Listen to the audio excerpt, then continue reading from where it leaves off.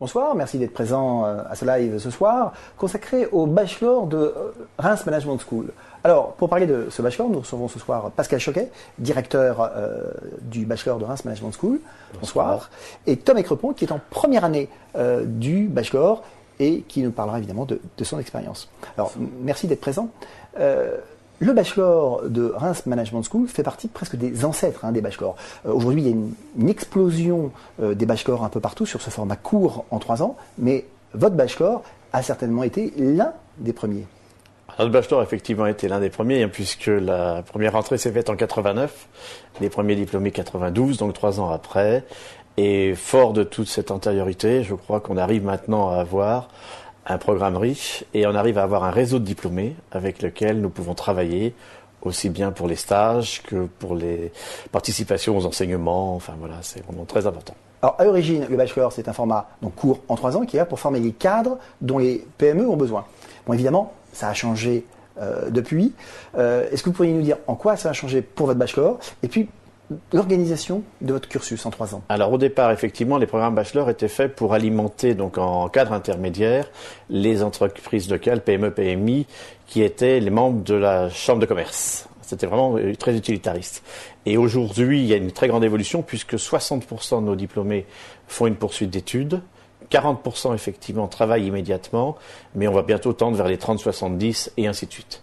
Ça, c'est très net. Ce qui est un peu votre objectif, notamment on en discutait tout à l'heure.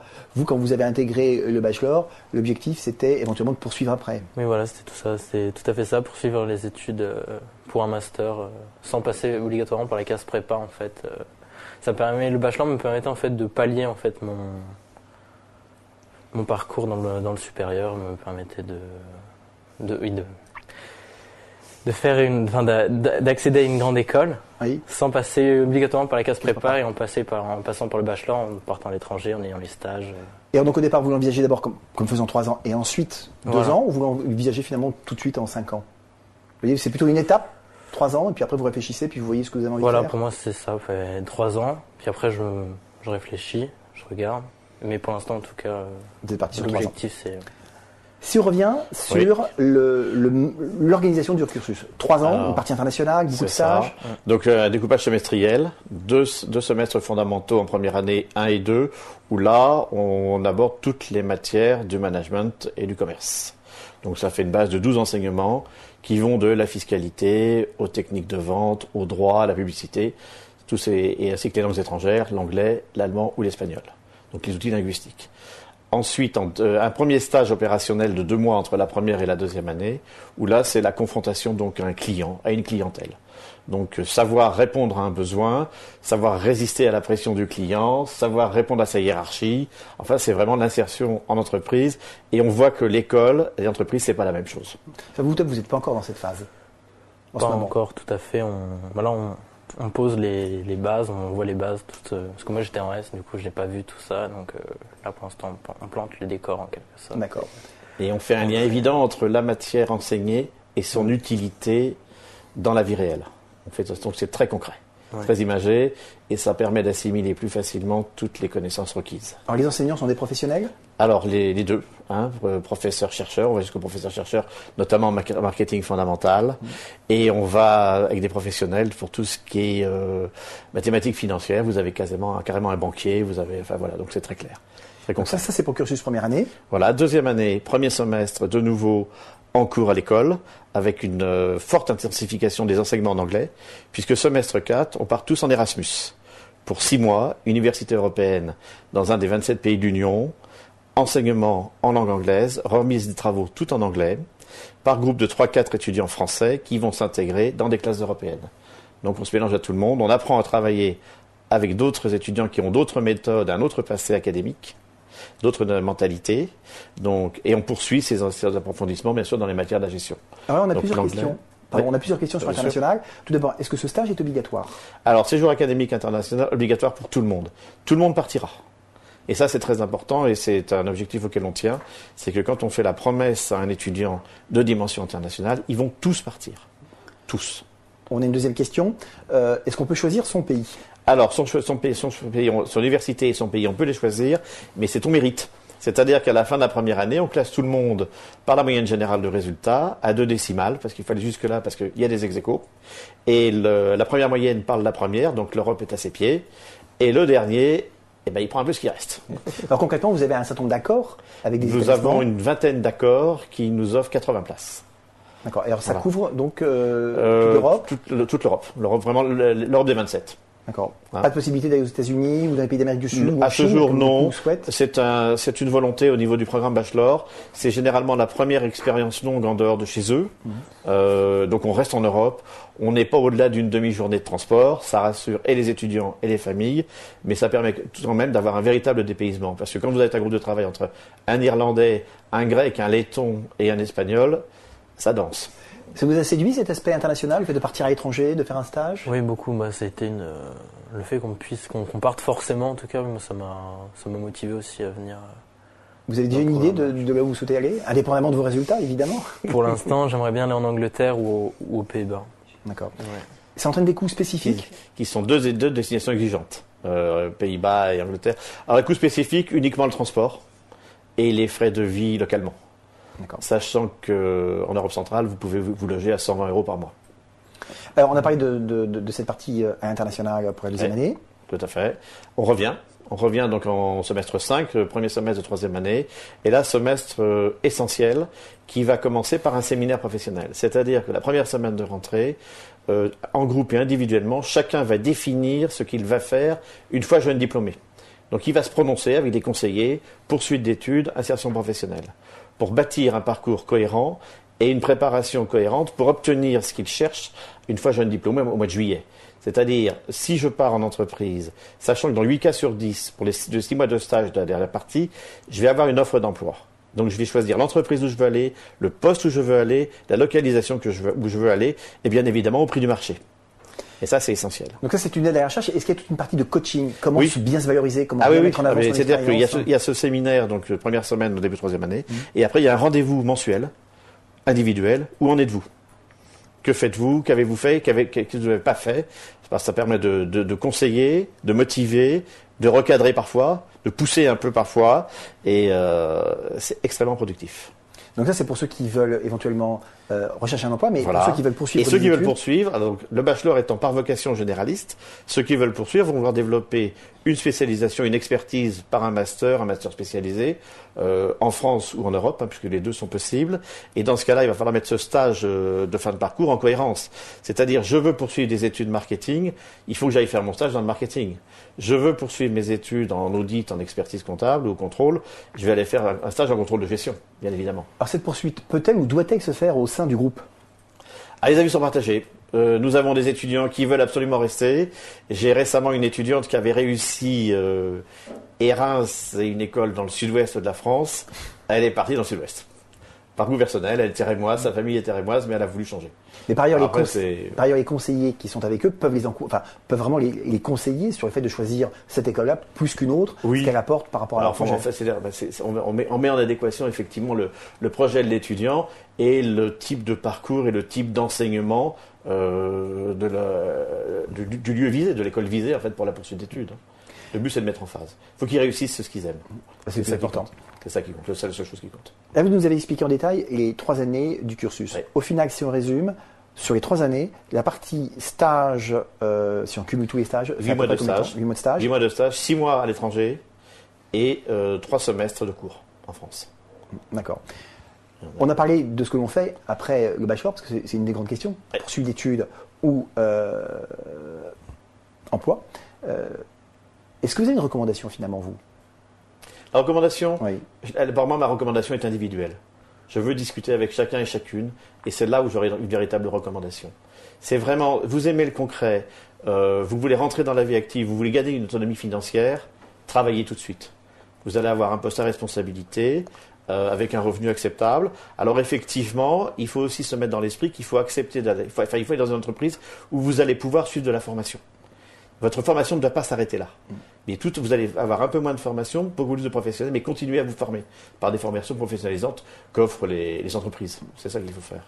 Mais par exemple, Tom, vous nous avez dit que vous avez choisi finalement le bachelor dans la perspective de faire un 3 ans plus 2 ans. Voilà. Mais on peut aussi imaginer qu'au cours de ces 3 ans, vos stages en entreprise vous donnent le goût finalement d'intégrer rapidement Bien sûr, l'emploi. c'est ça aussi. Ça me permet de changer d'avis. Pour l'instant, je veux faire un master, mais je peux très bien, au fil de la formation, changer d'avis et vouloir arrêter et entrer dans le monde professionnel tout de suite. Ouais. Parce qu'une des questions qui se pose indépendamment d'intégration, c'est aussi les perspectives de carrière. Beaucoup pensent qu'on a plus de perspectives de carrière, notamment dans le domaine du management, du marketing et du commerce, qu'on a plus de perspectives quand on a un bac plus 5 que quand on a du bac plus 3. On peut faire de belles carrières aussi à bac plus 3. Oui, il y a des secteurs où on peut faire très belle carrière. Tout le réseau de distribution, je pense à Decathlon. Vous rentrez à Decathlon en tant que responsable d'univers en sortant du bac plus 3, et là, vous pouvez aller rapidement à la direction d'un magasin, en passant les différentes étapes, effectivement. Direction de l'exploitation, et ainsi de suite, et ça fonctionne. Vous avez aussi dans le réseau bancaire, vous terminez très vite à avoir une direction d'agence, où là, vous avez des objectifs commerciaux, vous avez contact communication avec le client, et vous avez de la véritable ressource humaine avec l'animation quotidienne d'une équipe et des objectifs à atteindre. Donc c'est des belles carrières pour ceux qui aiment oui, c'est des belles carrières. ces domaines. C'est aussi de très belles carrières. Oui. Et en plus, avec la possibilité aujourd'hui, au bout de 5 à 6 ans d'expérience, peut-être d'aller faire un MBA. Parce qu'on commence à le voir. On commence à voir ça, des gens qui reviennent après. Alors, pas forcément chez nous, mais on commence à le voir aussi. Et peut-être même que sur le marché de l'emploi, on peut parfois avoir plus d'opportunités pour des bac plus 3 que dans certains cas pour des bac plus 5 sur certains postes. Et alors sur certains postes, et en fonction du marché de l'emploi, et voilà, comme je leur dis aussi, si la porte s'ouvre pour avoir un emploi, en ce moment, sur le type de métier que vous voulez, par rapport au développement que vous voulez avoir, il faut rentrer maintenant. Rentrez maintenant, puisque dans ce secteur-là, votre bac plus 5 ne vous apportera rien de plus. C'est difficile à convaincre. Et l'étudiant et la famille. Et la famille, souvent. Oui, et la famille et l'étudiant, c'est pas facile à convaincre. Mais on a des exemples pour le démontrer. En revanche, après, chacun fera ce qu'il voudra. On a parlé de l'organisation des études, donc des stages, de l'international. Alors, vous êtes en première année, donc vous n'avez pas encore vu ces stages et l'international. Quelle différence vous faites, vous, aujourd'hui, entre l'enseignement que vous avez sur cette première année de bachelor et finalement la manière dont ça se passe en terminale? Une grande rupture de rythme, plus d'autonomie, plus de travail en groupe? On a beaucoup plus d'autonomie. En fait, ça change beaucoup en fonction, au niveau de l'organisation. En fait, on doit être beaucoup plus organisé. Et ce qui change principalement, c'est surtout qu'on voit que des choses concrètes. En fait, en terminale, on a tendance à voir des, je dirais pas abstraits, mais on voit des choses où on voit pas vraiment l'utilité. On ne sait pas pourquoi on les voit, alors que là, on voit que des choses dans pratiques, ou dont vous imaginez l'aspect pratique. On a des exemples et on sait vraiment à quoi ça sert. Un exemple concret qui les a beaucoup amusés, en mathématiques financières. Voilà. Vous êtes dans la rue, tous les constructeurs automobiles vous proposent une voiture avec un loyer initial, un loyer mensuel pendant un certain nombre de mois. Ils vont se débrouiller pour nous calculer le taux d'intérêt. Et vous allez avoir un crédit à la consommation qui va être proposé par un organisme financier dans telles conditions financières. Et la réponse à donner, c'est qu'est-ce que je choisis? Je prends le financement du constructeur ou je prends le financement de l'organisme de crédit? On apprend maintenant à décrypter en fait même toutes les affiches qu'on peut voir dans les rues. Maintenant, on voit tous les petits détails qu'on ne voyait pas avant et maintenant on sait pourquoi il y a écrit ça. Et en droit, décrypter votre contrat de téléphone. Ah, ça c'est effectivement aujourd'hui, c'est d'actualité. Voilà. On a parlé donc de ces 3 années d'organisation. On a une question d'une internaute qui nous dit, voilà, je suis un peu perdu dans toutes les formations qui existent. Votre bachelor a été visé récemment, ça signifie quoi? Alors notre bachelor est donc visé en juillet 2011 et c'est paru fin août 2011 pour les 3 ans, jusqu'en 2014, puisqu'on renouvellera en 2014. Ce qui est important, ça vous donne donc effectivement une reconnaissance ministérielle, puisque c'est le ministère de l'Enseignement supérieur et de la Recherche. Donc c'est une garantie académique, une garantie de formation, et ça permet d'assurer le droit de postuler au bout des 3 ans dans des écoles ou des universités ou d'autres formations qui ne prennent que des écoles visées, qui ne prennent que cette garantie. Donc ça c'est une garantie sur le programme et c'est une ouverture, c'est une clé pour rentrer dans certaines poursuites d'études. Donc c'est très important. On a parlé un peu de l'admission. On a Bertrand qui nous dit, voilà, je suis en terminale ES. Est-ce qu'il faut être bon en mathématiques pour intégrer l'école? Il n'y aura pas de test de maths.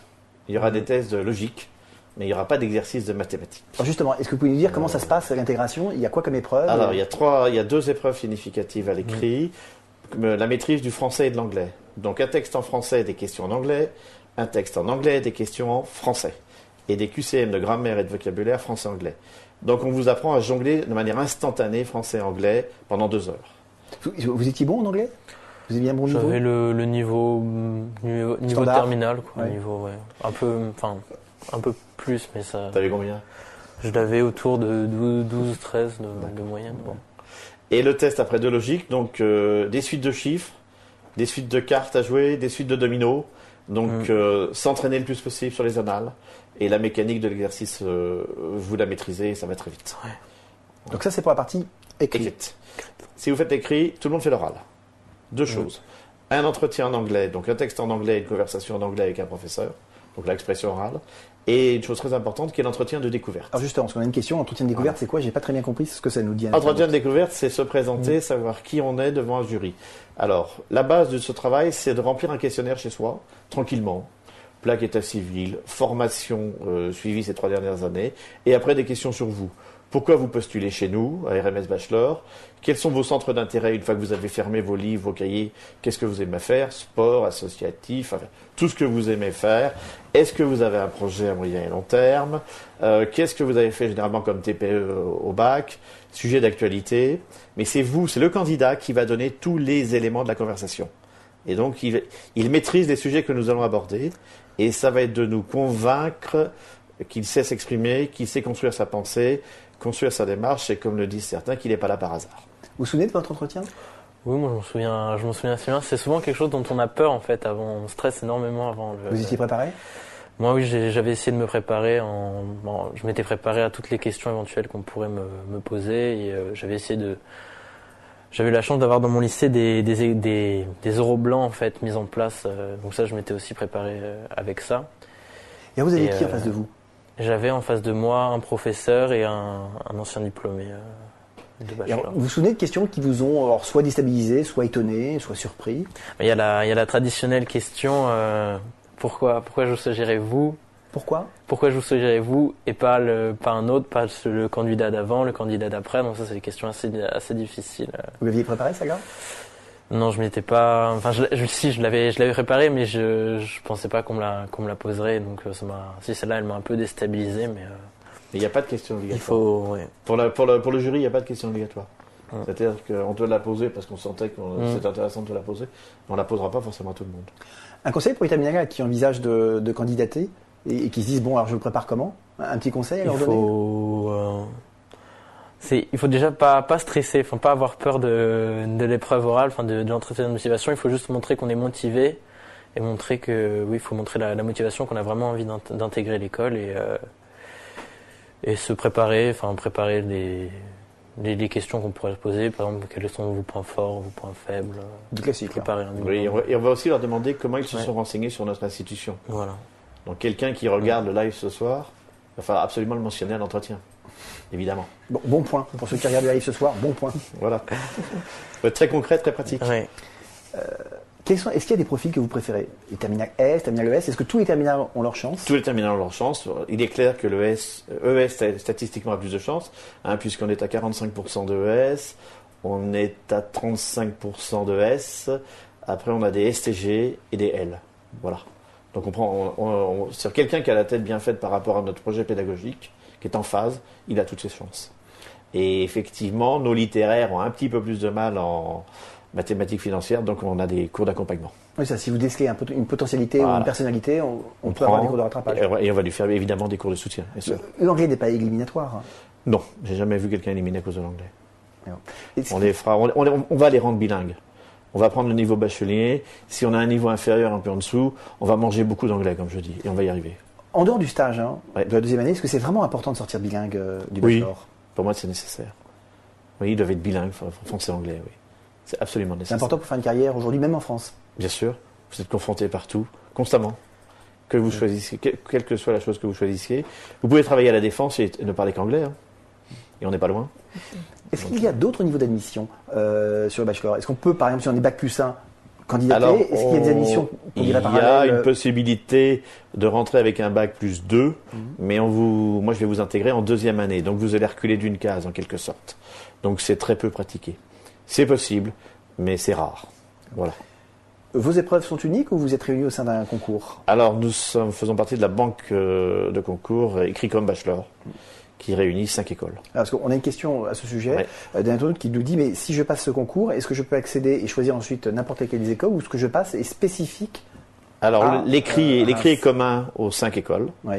Et en revanche, les épreuves orales auront lieu dans chaque école cible. D'accord, donc on passe son écrit et ensuite on choisit l'école dans laquelle on souhaite passer l'oral. Et l'écrit, c'est le 10 avril cette année, mercredi.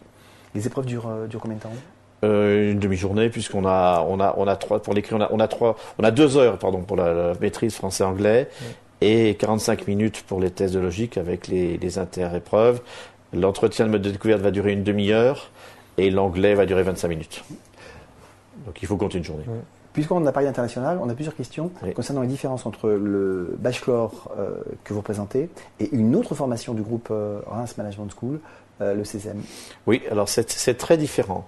La dimension internationale pour le bachelor est un moyen et pour le CESEM, c'est un objectif. C'est-à-dire que le CESEM, vous allez vivre 2 ans en France et 2 ans à l'étranger.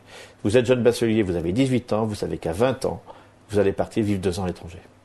Voilà. Ça vous ouvre pas les mêmes carrières, ça vous ouvre pas les mêmes ouvertures, et il faut vraiment avoir une mobilité d'esprit et une mobilité physique si vous voulez faire le CESEM.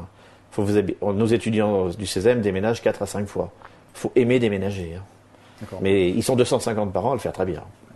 Donc c'est vrai que chaque programme a sa particularité, démarre en 5 ans. Mais est-ce que du coup il y a quand même un mélange des étudiants et des promotions? Vous êtes du bachelor, est-ce que vous fréquentez les autres étudiants du groupe? Est-ce que vous avez le sentiment d'appartenir à une seule et même école ou alors c'est vraiment plusieurs écoles sur un même Non, campus? bien sûr, comme on est tous sur le même campus, on se retrouve tous. On n'est pas vraiment, on n'est pas mélangés, mais on se côtoie. Vous avez des activités communes, activités associatives? Oui, il y a beaucoup, il y a énormément d'associations où les associations sont ouvertes à tous les programmes. Donc moi personnellement, je suis partie d'une association.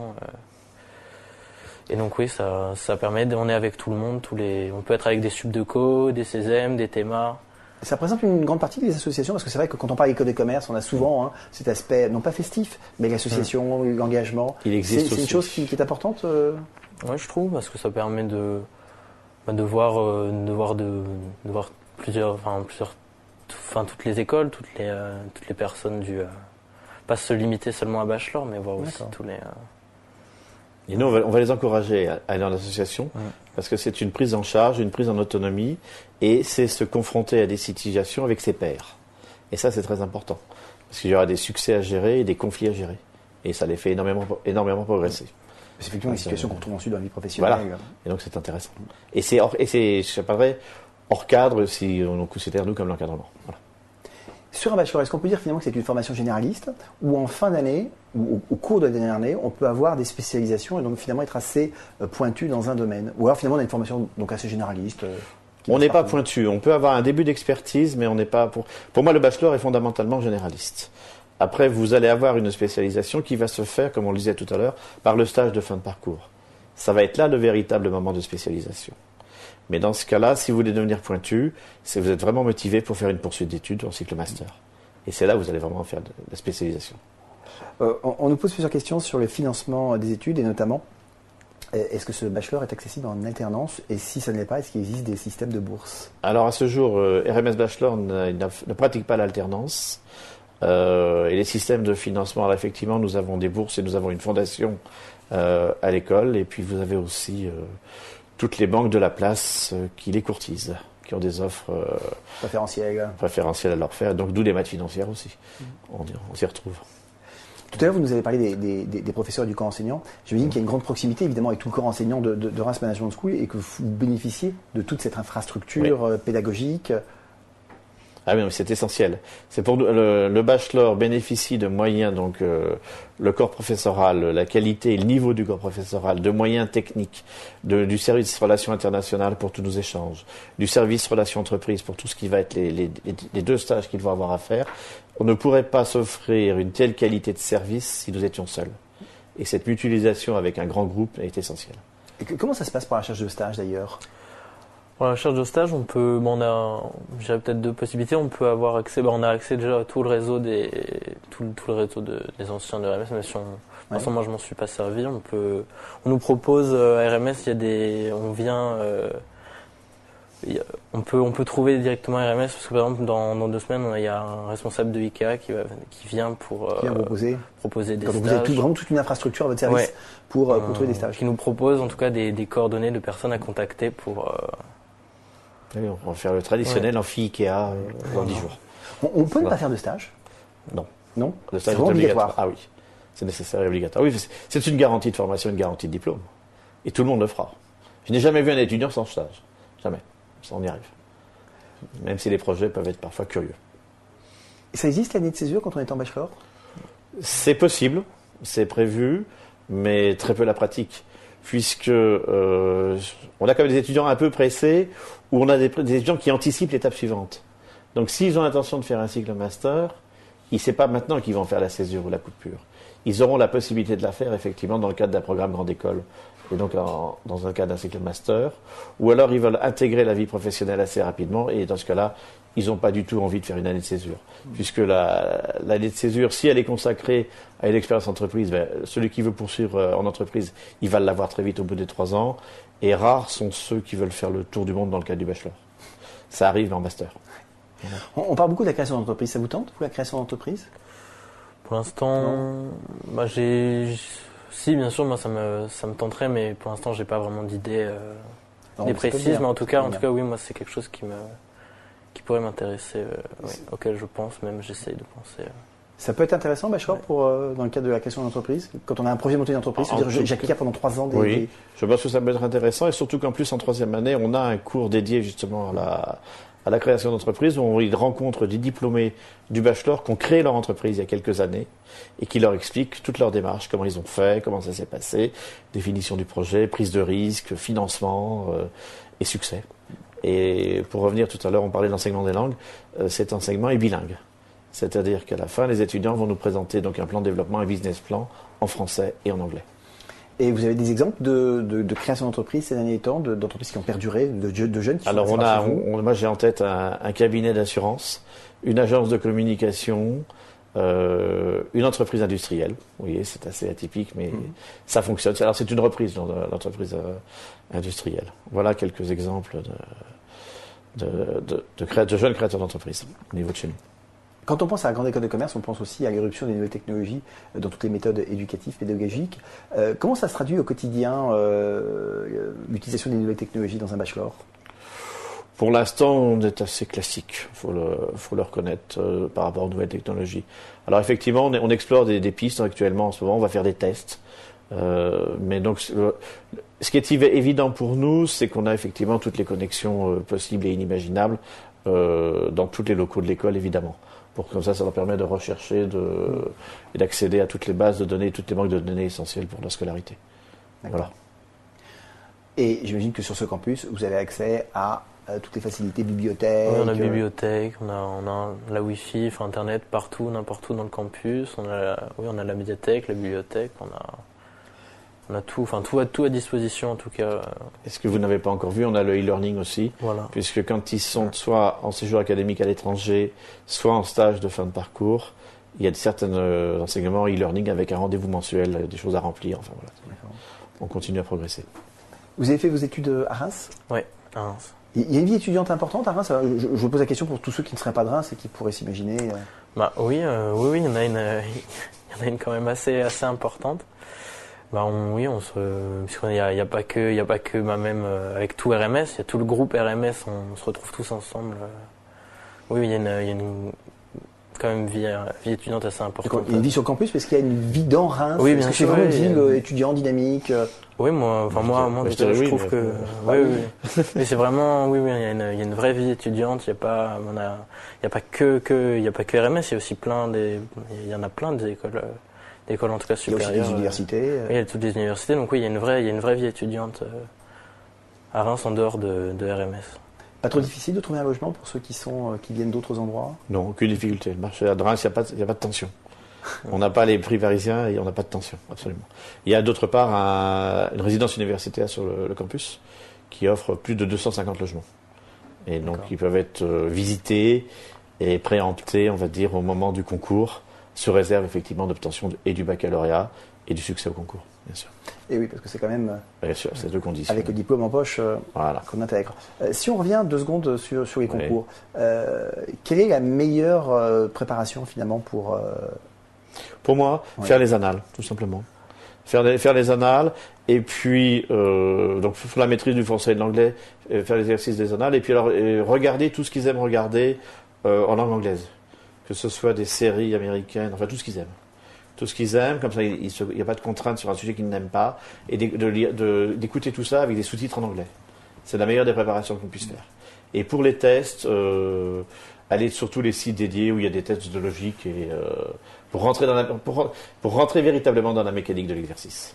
Voilà. Et est-ce que vous remontez sur les dossiers scolaires, les notes du bac, les comportements? Non, pas du tout. Du tout.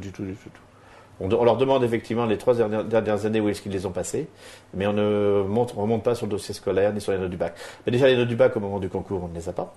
Et on a le document effectivement à la rentrée, mais quel que soit le résultat, c'est bon, du moment que c'est validé par le bac est acquis.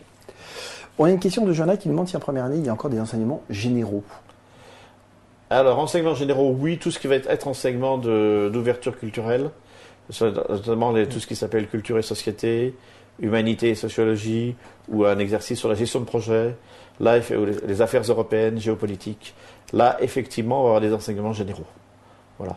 C'est pour synthétiser peut-être ce qui a été acquis et pour aussi leur montrer qu'il n'y a pas que des matières de gestion et de management, et aussi leur montrer que sur tout un mouvement culturel, à un moment donné, ça peut avoir des répercussions sur leur activité professionnelle. Qu'est-ce qui vous a le plus plu, Tom, finalement, quand vous avez intégré l'école, ou depuis que vous y êtes? Ouais. Ce que je vois maintenant, je suis motivé. Enfin, l'année dernière au lycée, j'ai au lycée parce que j'étais obligé d'y aller, quoi. Alors que là, cette année, je suis allé parce que vraiment, ça m'intéresse. C'est des matières intéressantes, en fait. C'était vraiment. Enfin, moi, je m'attendais vraiment à. J'ai pas été déçu ou. Enfin, je m'attendais vraiment à ça puisque j'ai participé à toutes les portes ouvertes. Donc, j'ai eu l'occasion de poser toutes les questions que je pouvais poser à ces occasions. Donc là, non, je sais vraiment. Vous avez hésité entre ce bachelor et cette formation en 3 ans?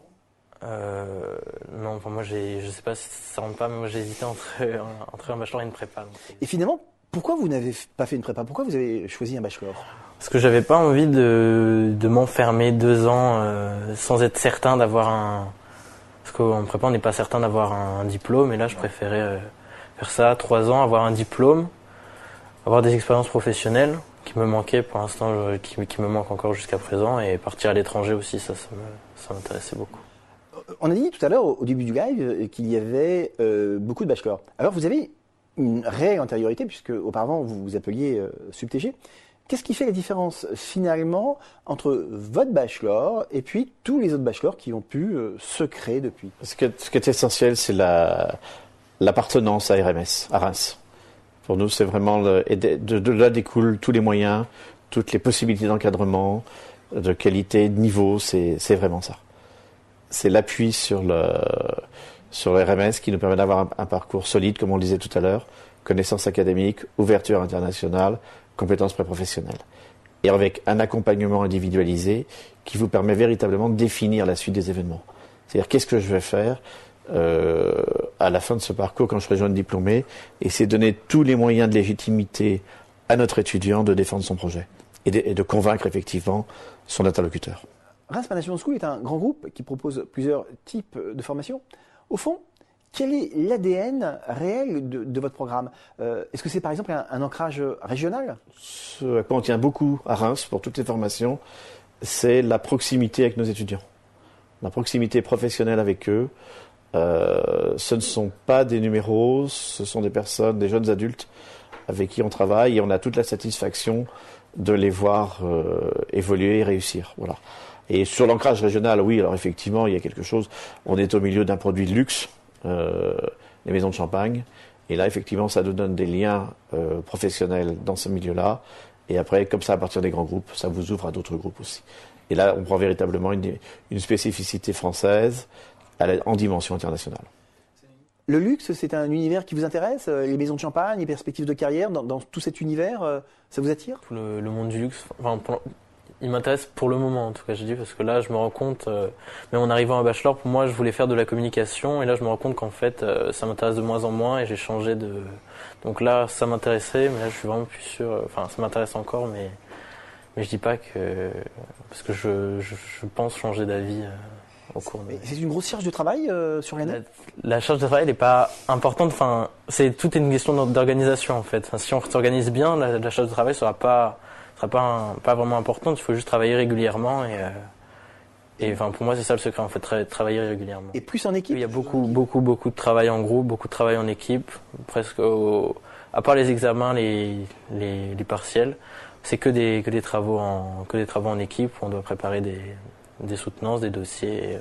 Ça aussi, c'est bien parce que ça permet de travailler en groupe, d'apprendre à travailler en équipe, et ça, c'est essentiel aussi. Mais ce qui est intéressant, c'est que c'est ça justement qu'on trouve en entreprise.